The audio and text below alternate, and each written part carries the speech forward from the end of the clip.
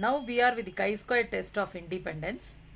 In the earlier test, chi-square test for association, we discussed about nominal variables, especially dichotomous variable is preferred for that. And when you have ordinal variable, we can go with it is better to choose linear by linear association or Kendall's test.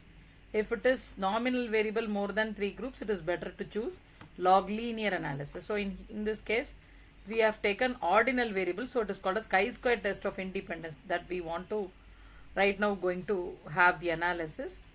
So in such case, click analyze, go to descriptive, choose cross tab and select property in row and bias with respect to column.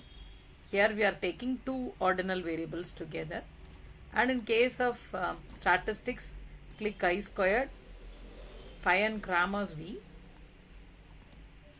continue,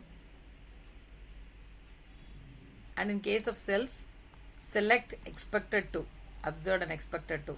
According to chi-square test in the prior video we discussed, and according to the current video, so chi-squared follows three rules. Number one, your taken set of variable should have the independence with respect to the group, and each expected count with respect to each cell, its frequency should be greater than 5.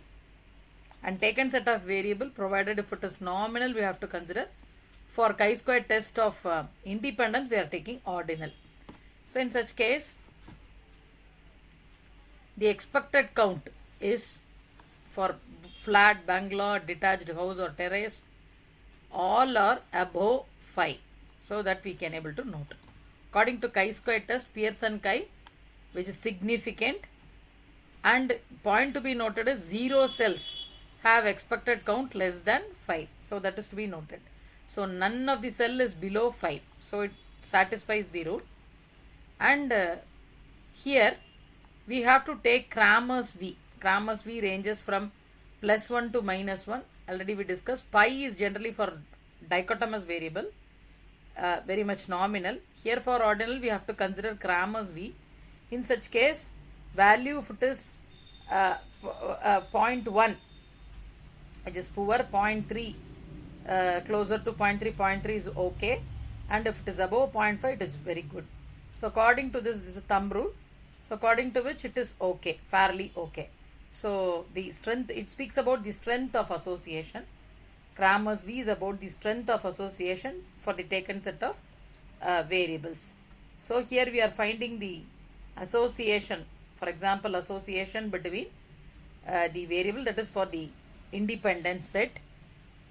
So according to which the bias and property, there is no significant association between bias and property. That what the null hypothesis tells.